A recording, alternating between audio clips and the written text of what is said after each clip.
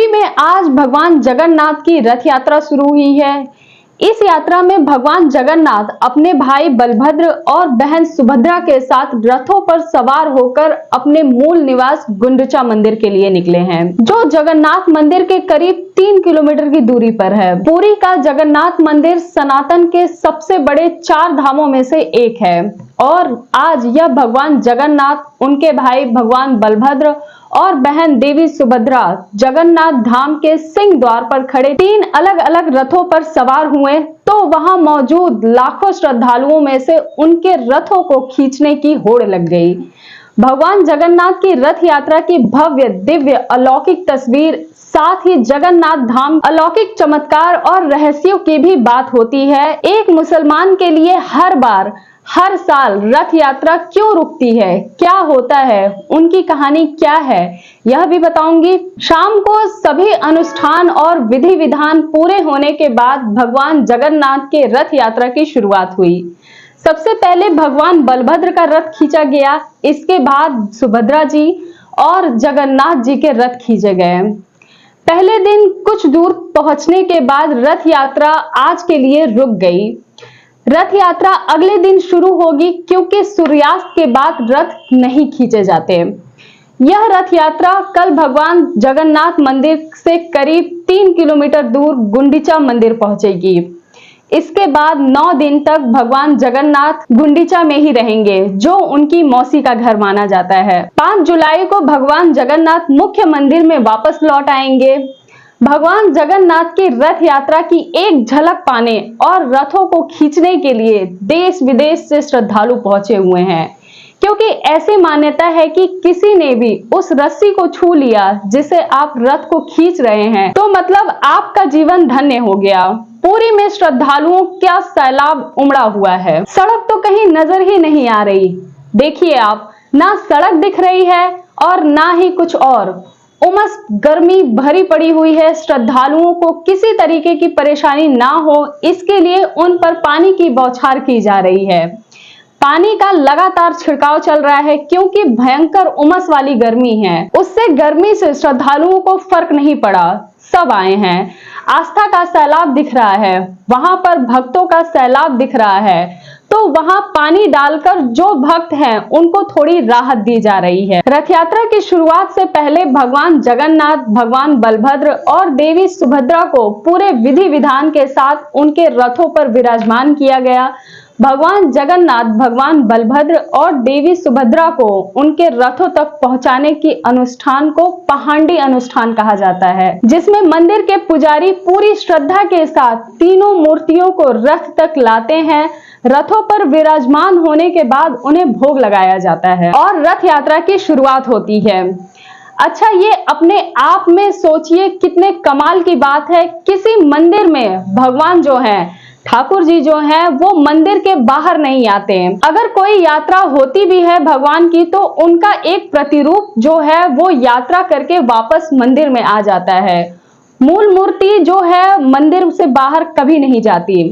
लेकिन भगवान जगन्नाथ, भगवान बलभद्र और देवी सुभद्रा, ये तीनों जगन्नाथ पुरी में होता है। इस रथ यात्रा में होता है कि भगवान खुद मंदिर से बाहर निकलकर भक्तों के बीच में आते हैं। ये अपने आप में अलौकिक है। कोविड का कालखंड चल रहा था, दुनिया थम सी गई थी, लेकिन यह रथ यात्रा नहीं रुकी थी। तब भी भगवान मंदिर से बाहर आए थे। यह रथ यात्रा खासियत पुरी में होने वाली भगवान जगन्नाथ की रथ यात्रा के लिए हर साल भव्य और विशाल रथ तैयार किए जाते हैं। यह रथ भगवान जगन्नाथ, उनके भाई भगवान बलभद्र और बहन देवी सुभद्रा को समर्पित होता है। इन तीनों रथों के बारे में आपको बताती हूँ। पहला रथ जो है भगवान जगन्नाथ का होता है, जिसे नंदी घोष रथ कहते हैं। यह रथ सबसे बड़ा होता है, जिसकी ऊंचाई लगभग 45 फीट होती है, जिसमें कुल 16 पहिए होते हैं। इसका रंग लाल और पीला होता है। रथ की छत पर गरुड़ ध्वज और सुदर्शन चक्र का निशान होता है। दूसरा रथ भगवान बलभद्र का ताल ध्वज रथ है। यह रथ नंद घोष से थोड़ा छोटा होता है। इसकी ऊंचाई करीब 44 फीट होती है, जिसमें 14 पहिए होते हैं। इसका रंग गहरा नीला और लाल होता है। इस रथ की ध्वजा पर ताल के पेड़ का चिन्ह होता है। तीसरा जो रथ होता है देवी सुभद्रा का होता है। इसे दर्प दलन रथ कहते हैं। यह रथ तीनों रथ से सबसे छोटा होता है। इसकी ऊंचाई लगभग 43 फीट होती है, जिसमें 12 पहिए होते हैं। इसका रंग लाल और काला होता है। सुभद्रा जी का रथ सबसे बीच में चलता है और इस पर कमल का चिन्ह बना हुआ है। भगवान जगन्नाथ की रथ यात्रा के लिए कई महीने पहले से तैयारियां शुरू हो जाती है। रथ यात्रा कब शुरू हुई इसका सटीक जानकारी किसी के पास नहीं है। किसी को मतलब एग्जैक्ट नहीं पता है, लेकिन रथ यात्रा को लेकर अलग अलग मान्यताएं हैं। पहली मान्यता यह है कि राजा इंद्रदुम्न ने भगवान जगन्नाथ, बलभद्र और सुभद्रा जी की मूर्ति को स्थापित किया तो उस वक्त आकाशवाणी हुई कि भगवान जगन्नाथ हर साल एक बार अपनी जन्मभूमि जरूर आएंगे। स्कंद पुराण और उत्कल खंड के मुताबिक राजा इंद्रदून ने आषाढ़ महीने के शुक्ल पक्ष की दूसरी तिथि को जगन्नाथ के उनकी जन्मभूमि जाने की व्यवस्था की। तभी से यह परंपरा रथ यात्रा के रूप में चली आ रही है। दूसरी मान्यता यह है कि देवी सुभद्रा के द्वारिका दर्शन की इच्छा को पूरा करने के लिए भगवान जगन्नाथ और भगवान बलभद्र ने अलग अलग रथों में बैठकर यात्रा की। इसी के याद में पुरी में हर साल रथ यात्रा का आयोजन किया जाता है। इस रथ यात्रा का जिक्र स्कंद पुराण, नारद पुराण, पद्म पुराण और ब्रह्म पुराण में भी किया गया है। तीसरी मान्यता के अनुसार जब एक बार राधा रानी कुरुक्षेत्र में भगवान श्री कृष्ण से मिलने पहुंची और उन्होंने भगवान श्री कृष्ण से वृंदावन आने का निवेदन किया। राधा रानी के निवेदन पर भगवान श्री कृष्ण ने अपने भाई भगवान बलभद्र और देवी सुभद्रा के साथ वृंदावन पहुंचे, जहां राधा रानी, गोपियों और वृंदावन के लोगों ने तीनों को रथ पर बैठाकर और उनके रथ से घोड़ों को हटाकर खुद अपने हाथों से खींचा। तब से यह रथ यात्रा और उनके हाथों से खींचने की परंपरा शुरू हुई। और एक चौथी मान्यता यह भी है कि द्वारिकाधीश भगवान श्री कृष्ण के साथ भगवान बलभद्र और देवी सुभद्रा का समुद्र के किनारे अग्निदाह किया गया था। कहते हैं उस वक्त समुद्र में तूफान आ गया और तीनों के अधजले पार्थिव शरीर बहते हुए पुरी के समुद्र तट पर पहुंच गए। पुरी के राजा ने तीनों शवों को अलग अलग रथों में विराजित करवाया और पूरे नगर में लोगों ने खुद रथों को खींचकर घुमाया। इसी घटना की स्मृति में आज भी रथ यात्रा की परंपरा को निभाया जाता है। चारण परंपरा की किताब में इसका जिक्र किया गया है, यानी अलग अलग मान्यताएं है कि भगवान जगन्नाथ की रथ यात्रा जिस तरीके से आस्था का सैलाब उमड़ा है, यह कोई नई बात नहीं है। ऐसा सदियों में होता रहा है। पहली तस्वीर आपको साल 1937 की दिखा रहे हैं। यह तस्वीर में भी भगवान जगन्नाथ की रथ यात्रा में भारी संख्या में जुटे हुए श्रद्धालु दिखते हैं। 1937 की तस्वीर दिखा रही हूं और दूसरी तस्वीर है आज की रथ यात्रा की, जिसमें पुरी में ऐसा लग रहा है जैसे मानो महाकुंभ चल रहा हो। भगवान जगन्नाथ की रथ यात्रा पूरी आस्था के साथ निकलती है। इस यात्रा में जुड़े एक मान्यता यह भी है कि यात्रा से ठीक पहले भगवान जगन्नाथ बीमार पड़ जाते हैं। मान्यता यह है कि रथ यात्रा से पहले पड़ने वाली स्नान पूर्णिमा के दिन भगवान जगन्नाथ को 108 कलश पानी से स्नान कराया जाता है, जिसकी वजह से भगवान जगन्नाथ की तबीयत बिगड़ जाती है। देखिए, डॉक्टर जो है वह चेकअप कर रहे हैं, वह 15 दिन के लिए एकांतवास में चले जाते हैं। तो खैर, ये एआई इमेज है। इस दौरान मंदिर के कपाट बंद रहते हैं और भगवान जगन्नाथ का इलाज चलता है। इलाज के बाद भगवान स्वस्थ होकर भक्तों को दर्शन देते हैं और इसके अगले दिन भगवान जगन्नाथ रथ यात्रा के लिए तैयार होते हैं। और इसलिए कहा जाता है कि भगवान जगन्नाथ के मंदिर में जा रहे हैं तो मतलब आप समझिए कि आप साक्षात भगवान श्री कृष्ण से मिल रहे हैं। पुरी में हर साल निकलने वाली भगवान जगन्नाथ की यात्रा एक बार मंदिर से चलकर करीब 200 मीटर की दूरी पर कुछ देर के लिए रुकती है और इसके पीछे का रहस्य भी आपको बताती हूँ। भगवान जगन्नाथ की रथ यात्रा मंदिर के पास बनी साल बेग की मजार के सामने कुछ देर के लिए रुकती है। साल बेग मुस्लिम परिवार में जन्मे थे। उनके पिता मुगल साम्राज्य के सूबेदार थे। सालबेग की पढ़ाई वृंदावन में हुई, लेकिन एक बार वह किसी काम से पुरी आए, जहां उन्होंने भगवान जगन्नाथ की महिमा के बारे में जाना। उनके मन में भगवान की दर्शन करने की इच्छा हुई, लेकिन जब सालबेग मंदिर पहुंचे तो उन्हें दरवाजे पर ही रोका गया कि मुसलमान भाई का अंदर क्या काम। इस बात से सालबेग को इतना दुख हुआ, लेकिन भगवान जगन्नाथ को लेकर उनकी भक्ति और गहरी होती चली गई। वे भजन कीर्तन और भगवान जगन्नाथ का नाम जप करने लगे। मान्यता है कि एक रात सालबेग को सपना आया, जिसमें भगवान जगन्नाथ ने स्वयं प्रकट होते हुए सालबेग से कहा कि उनकी भक्ति से वह प्रसन्न हैं। भगवान जगन्नाथ ने सालबेग से यह भी कहा कि भले ही वह मंदिर में उनके दर्शन नहीं कर पाए, लेकिन वे उन्हें दर्शन जरूर देंगे। सालबेग ने भगवान से पूछा, कब दर्शन दीजिएगा? तो भगवान ने कहा, जब रथ यात्रा निकलेगी तो मेरा रथ तुम्हारे सामने आकर रुकेगा और सब जान जाएंगे कि तुम मेरे सच्चे भक्त हो। जब रथ यात्रा का दिन आया तो जैसे ही भगवान जगन्नाथ की रथ यात्रा उस जगह पर पहुंची जहां सालबेग ठहरे थे, रथ यात्रा वहीं अटक गया। हजारों लोग मिलकर भी रथ का पहिया आगे नहीं बढ़ा सके। इसके बाद भगवान जगन्नाथ की फूलों की माला सालबेग तक पहुंचाई गई।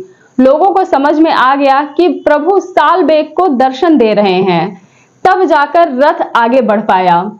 पुरी में राजा ने उस जगह पर एक मंदिर बनवाया, जिसे लोग सालबेग की मजार भी कहते हैं, और आज भी रथ यात्रा के समय भगवान जगन्नाथ का रथ यहाँ जरूर रुकता है।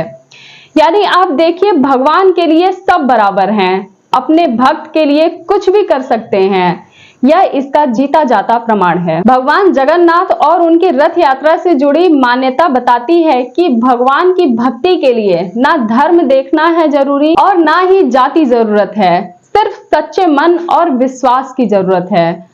भगवान जगन्नाथ की रथ यात्रा में उमड़े आस्था का सैलाब के बीच मंदिर के शिखर पर लगने वाली ध्वजा की भी चर्चा हो रही है। हर रोज मंदिर का एक पुजारी बिना किसी सुरक्षा इंतजाम के ध्वजा लेकर मंदिर के शिखर तक चढ़ता है, जो करीब 214 फीट ऊंचा है। आजकल आप देखते हैं कि लोग जो हैं वो ऐसे रस्सी लगाकर सेफ्टी गियर लगा के चढ़ते हैं कहीं भी ऊपर।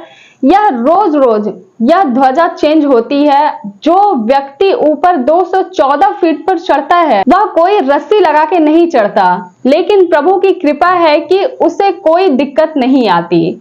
उसको शिखर पर चढ़ने के बाद पुजारी हर रोज ध्वजा बदलता है। इस पर लगे ध्वजा को हर दिन शाम को 4 से 5 बजे के बीच बदला जाता है। जो लोग इस ध्वज को बदल रहे हैं वो पुरी के एक चोला परिवार से आते हैं और पिछले 800 साल से ध्वज बदलने का काम कर रहे हैं। जगन्नाथ मंदिर की ध्वजा की खासियत होती है कि वह हवा की उल्टी दिशा में लहराती है। कहा जाता है यानी हवा अगर पूरब की दिशा में चल रही है तो झंडा पश्चिम की दिशा में लहराता है। मंदिर की ध्वजा को लेकर मान्यता है कि अगर किसी वजह से पुजारी एक दिन भी ध्वजा नहीं बदलता है या बदलने में चूक गया तो मंदिर अगले 18 साल के लिए बंद हो जाएगा, और इसलिए ऐसा कभी नहीं हुआ कि ध्वजा ना बदली गई हो। अब आपके दिमाग में यह भी सवाल उठ रहा है कि ऐसा कैसे हो सकता है, एक झंडा उल्टी दिशा में कैसे लहरा रहा है। साइंस के हिसाब से यह होना संभव नहीं है। इसके पीछे एक पौराणिक कहानी मान्यता है कि समंदर की तेज लहरों की आवाज से भगवान जगन्नाथ को नींद लेने में दिक्कत हो रही थी। तब हनुमान जी ने समुद्र से आग्रह किया कि लहरों की गति को कम कर दो,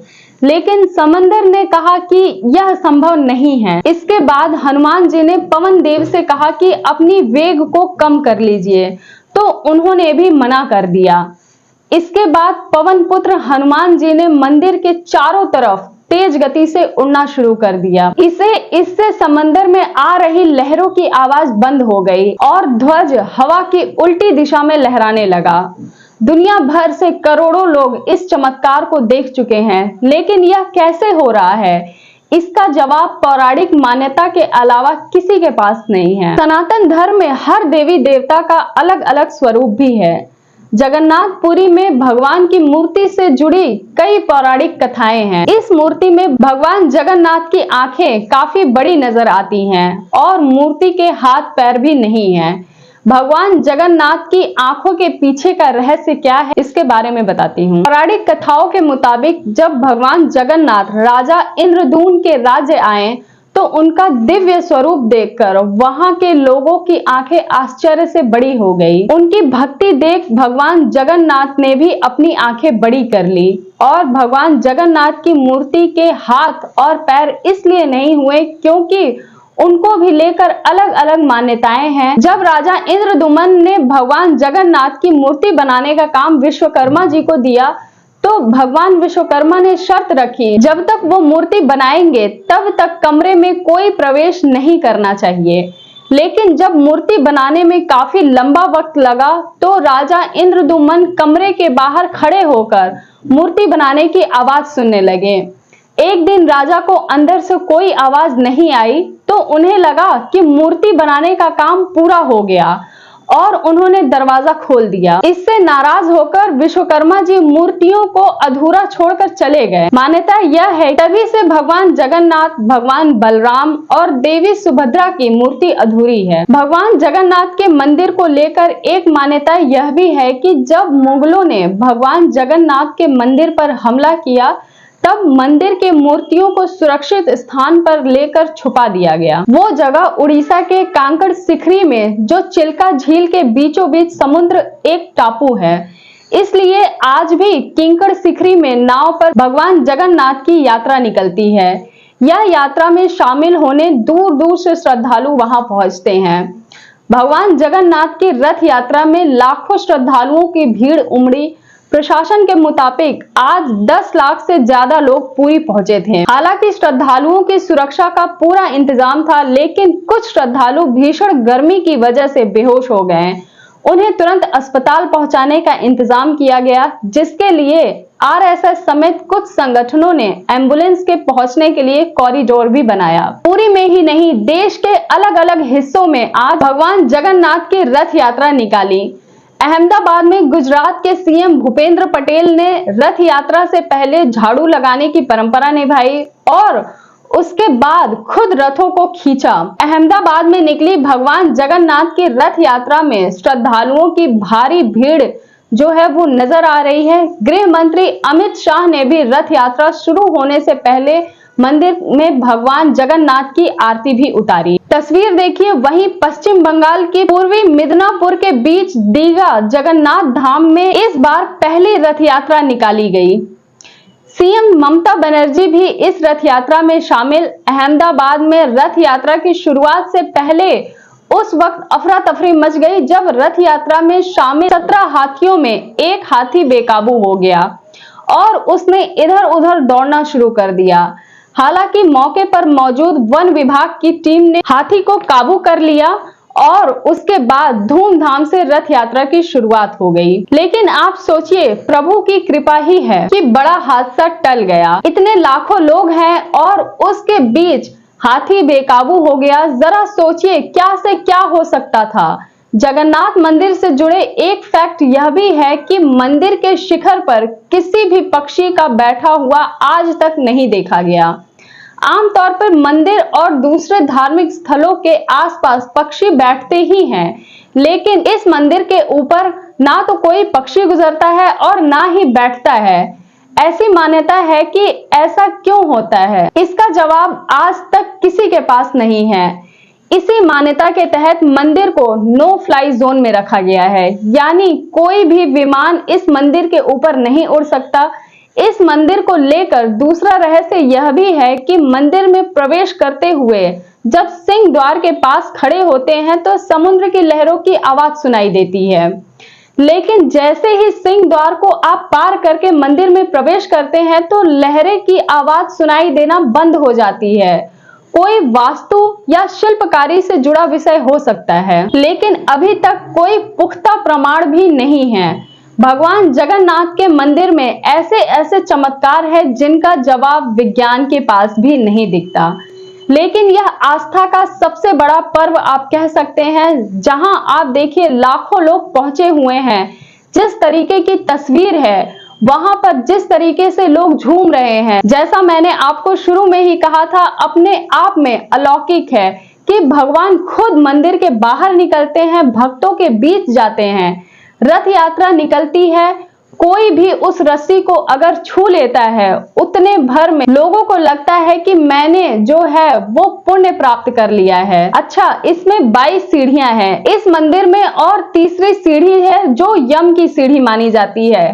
कहा जाता है कि अगर आप भगवान जगन्नाथ के दर्शन करके आए हैं तो आपके सारे पाप धुल जाते हैं, लेकिन अगर आपने तीसरी सीढ़ी पर पैर रख दिया तो आप जो है आपके पाप तो धुल गए, लेकिन आप जाएंगे यमलोक। तो इसलिए लोग तीसरी सीढ़ी पर जो है वो पैर नहीं रखते। तो ये कमाल की मान्यता है। ये जानकारी आपको कैसी लगी हमें कमेंट बॉक्स में जरूर बताइएगा। ऐसे ही रोचक जानकारी के लिए जुड़े रहे हमारे साथ, देखते रहिए देखो टीवी न्यूज, सच दिखता है।